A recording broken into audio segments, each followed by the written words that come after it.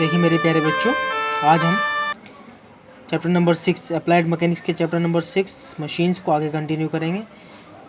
ये आपका 39वां लेक्चर है। इसके अंतर्गत हम आज 3 लोड लिफ्टिंग मशीन्स के बारे में अध्ययन करेंगे। सबसे पहले हम बात करते हैं सिंपल व्हील एंड एक्सल की, साधारण चक्र एवं धुरे की। इसका आप डायग्राम देख सकते हैं।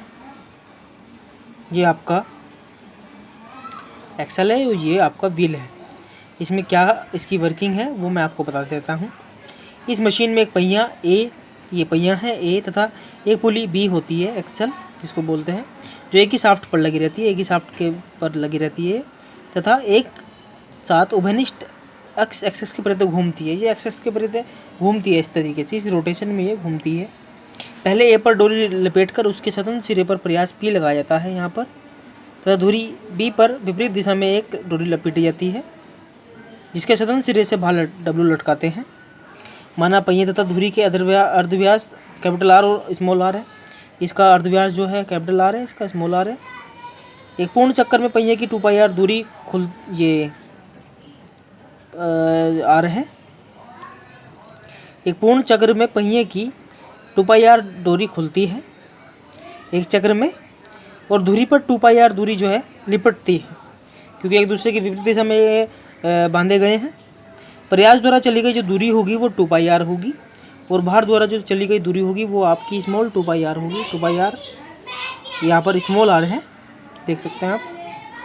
इसके बाद वेगानुपात की यदि बात करेंगे तो कैपिटल डी अपॉन डी होता है, प्रयास द्वारा चली गई दूरी अपॉन लोड द्वारा चली गई दूरी। तो आप 2 पाई आर अपॉन 2 पाई आर भाग करेंगे तो आर अपॉन आर इसकी वैल्यू आ जाएगी। इसके बाद बात करते हैं डिफरेंशियल व्हील एंड एक्सल की। ये simple axle wheel and axle का ही ध्रुवा संशोधित रूप होता है। यह यहाँ पर 2 धुरे होते हैं, एक एक्सल पहिया होता है व्हील, तो इसके बारे में आप जानते हैं। यह चक्र तथा धुरी मशीन का ही संशोधित एवं परिवर्तित रूप है, जिसका प्रयोग अधिक यांत्रिक लाभ प्राप्त करने के लिए किया जाता है। इसके एक पहिए ए तथा ए, एक बड़े व्यास की धुरी बी तथा एक छोटे व्यास की पुली होती है, धुरी सी होती है। तीनों एक ही उभयनिष्ठ अक्ष पर आपस में बंधे होते हैं तथा एक साथ ही दिशा में एक ही दिशा में घूमते हैं। पहिए ए पर डोरी लपेटकर चित्रानुसार पी लटकाया जाता है यहाँ पर प्रयास, तथा डोरी दोनों धुरों बी पर सी पर लटकी रहती है।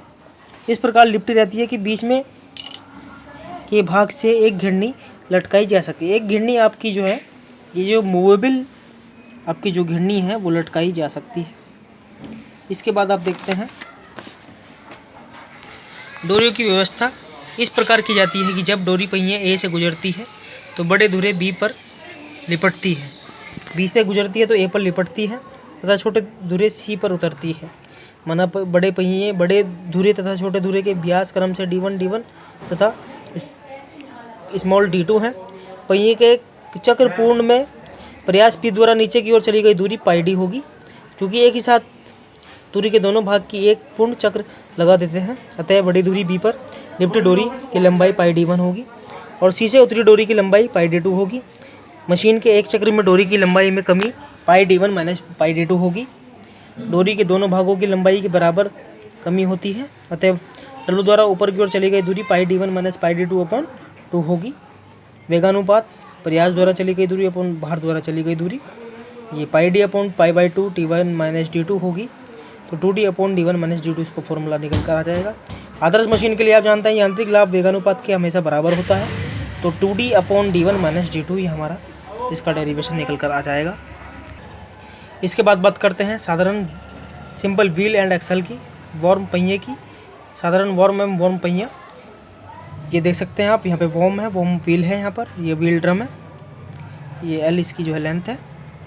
इसमें एक साधारण पेच ऐसा होता है जिसे वॉर्म कहते हैं, इसको वॉर्म कहते हैं। यह पेंच एक दानेदार पहिया जिसमें वॉर्म पहिया कहते हैं। वॉर्म के एक सिरे एल पर एल अर्धव्यास का एक पहिया यह हत्था लगा रहता है, जिस पर प्रयास पी लगाकर वॉर्म को घुमाया जाता है इस तरीके से, जिस पर प्रयास ये वॉर्म के साथ साथ वॉर्म पहिया भी घूमता रहता है। वॉर्म पहिए के साथ साथ एक ड्रम लगा रहता है जिस पर रस्सी की व्यवस्था की जाती है, डब्लू बाहर लटका रहता है। माना वॉर्म पहिए पर धातु की संख्या T होती है और ड्रम की त्रिज्या R है स्मॉल। अर्धव्यास इसका L है और भार W है। प्रयास लगाया गया प्रयास P होगा तो दूरी आपकी 2πL कवर होगी। एक चक्कर में चली गई दूरी, तो एक चक्कर में चली गई दूरी D = 1/T × 2πr। तो वेगानुपात आप कह सकते हैं प्रयास द्वारा चली गई दूरी अपन भार द्वारा चली गई दूरी 2πL/2πr/T। तो इससे इसको भाग करेंगे तो आप LT/ इसका डेरिवेशन निकल कर आ जाएगा। तो आप कह सकते हैं आदर्श मशीन के लिए यांत्रिक लाभ हमेशा वेगानुपात के बराबर होता है। तो LT/R इसका फॉर्मूला निकल कर आ जाएगा। धन्यवाद।